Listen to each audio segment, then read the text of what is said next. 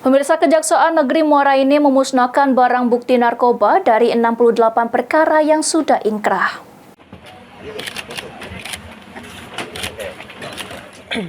Kejaksaan Negeri Muara Enim memusnahkan barang bukti narkoba dari 68 perkara yang sudah inkrah. Barang bukti narkoba ini dimusnahkan dengan cara diblender dan juga dibakar. Sebanyak 68 perkara yang terdiri dari sabu-sabu seberat 316,45 gram. Terus ganja seberat 1470,73 gram. Selanjutnya ekstasi sebanyak 23,25 butir dan tindak pidana umum lainnya sebanyak 85 perkara.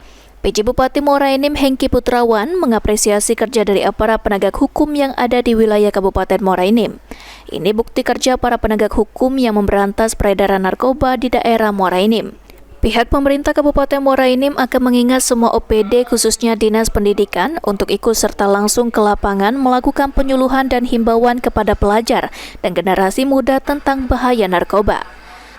Tekanan komitmen dari Forkompinda khususnya APH kita akan lebih baik lagi sehingga penyebaran dan narkoba ini sendiri mungkin bisa kita kurangi dan kalau bisa di Muara Enim ini tidak ada narkoba. Barang bukti yang dimusnahkan merupakan putusan pengadilan dengan kekuatan hukum tetap dalam prioritas bulan Februari 2024 hingga Juli 2024. Diharapkan dengan dimusnahkannya barang bukti berupa narkoba bisa menyelamatkan 15.000 jiwa masyarakat. Mardian Syapal TV.